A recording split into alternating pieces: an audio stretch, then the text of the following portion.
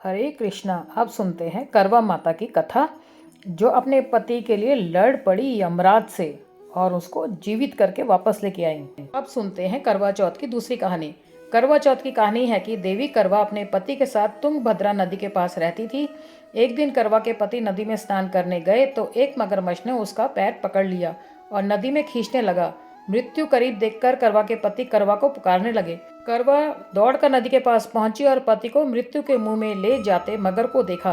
करवा ने तुरंत एक कच्चा धागा लेकर मगरमच्छ को एक पेड़ से बांध दिया। करवा के सतीत्व के कारण मगरमच्छ कच्चे धागे में ऐसा बंधा कि टस से मस नहीं हो पा रहा था।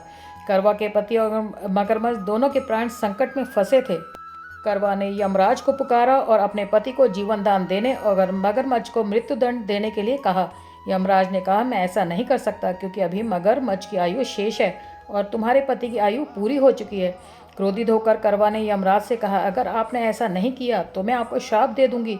सती के श्राप से भयभीत होकर यमराज ने तुरंत मगरमच्छ को यमलोक भेज दिया और करवे के पति को जीवन दान दिया। इसीलिए करवा चौथ के व्रत में सुहागन स्त्रियां करवा माता से प्रार्थना करती हैं कि हे करवा माता, जैसे आपने अपने पति को मृत्यु के मुंह से वापस निकाल लिया, वैसे ही मेरे सुहाग की भी रक्षा करना। करवा माता की तरह सावित्री ने भी कच्चे धागे से अपने पति को वट वृक्ष के नीचे लपेट कर रखा था। कच्चे धागे में लिपटा प्रेम और विश्वास ऐसा था कि यमराज सावित्री के पति के प्राण अपने साथ लेकर नहीं जा सके। सावित्री के पति के प्राण को यमराज को लौटाना पड़ा और सावित्री को वरदान देना पड़ा कि उसका सुहाग हमेशा बना रहे और लंबे समय तक दोनों साथ रहेंगे। हे मेरी करवा माता, कहानी कहने वाले के, सुनने वाले के, हुकारा भरने वाले के, सभी के सुहाग की रक्षा करना, अमर सुहाग प्रदान करना, सबका सुहाग बनाए रखना। जब भी कभी हम कोई कहानी या कथा करते हैं तो गणेश जी की कहानी जरूर कहनी चाहिए। अब सुनते हैं गणेश जी की कथा। एक बुढ़िया माई थी, मिट्टी के गणेश जी की पूजा करती थी। रोज बनाए रोज गल जाए। एक सेठ का मकान बन रहा था, वो बोली, पत्थर का गणेश बना दो। स्त्री बोले, जितने हम तेरा पत्थर का गणेश गढ़ेंगे उतने में अपनी दीवार न चीनेंगे। बुढ़िया बोली, राम करे तुम्हारी दीवार टेढ़ी हो जाए। अब उनकी दीवार टेढ़ी हो गई। वो चिने और ढा देवे, चिने और ढा देवे, इस तरह करते करते शाम हो गई। शाम को सेठ आया, उसने कहा, आज कुछ भी नहीं किया। वो कहने लगे, एक बुढ़िया आई थी, वो कह रही थी मेरा पत्थर का गणेश गढ़ दो।